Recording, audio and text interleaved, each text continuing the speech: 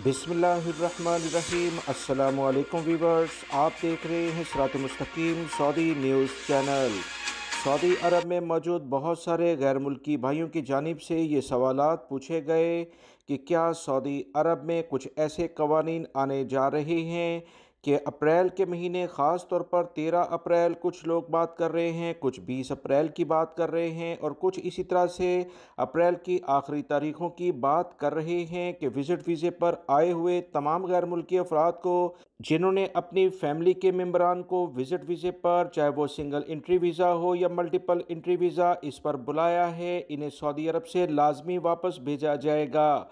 इस बारे में क्या इतलात हैं, तो याद रखें सऊदी अरब के कवानीन को पहले समझने की ज़रूरत है।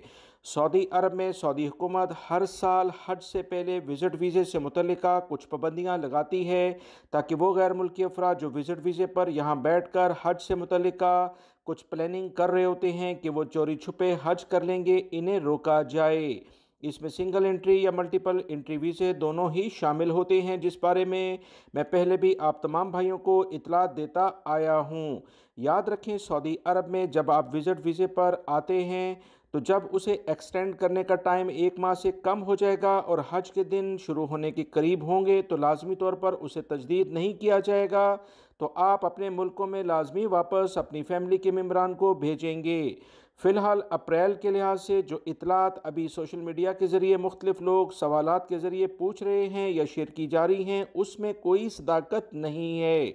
15 तारीख हो, 20 हो या अप्रैल का आखिरी दिन हो, ऐसी कोई इतलात अभी सऊदी अरब के ज़राए अबलाग से शेयर नहीं की गई। लिहाजा जो भी फैमिली मेम्बरान आपके साथ सऊदी अरब में मौजूद हैं, उनके साथ ज़िंदगी के भरपूर मज़े लें, लुत्फ़अंदोज़ हों, क्योंकि इस तरह से अगर आप इन ख़बरों पर ध्यान देंगे तो आपके ये टाइम जो कि अच्छा टाइम है ये भी ज़ाया हो जाएगा। उम्मीद करता हूँ ये मालूमात आपके काम आएंगी। वीडियो लाइक करके शेयर भी कीजिएगा। अस्सलामु अलैकुम।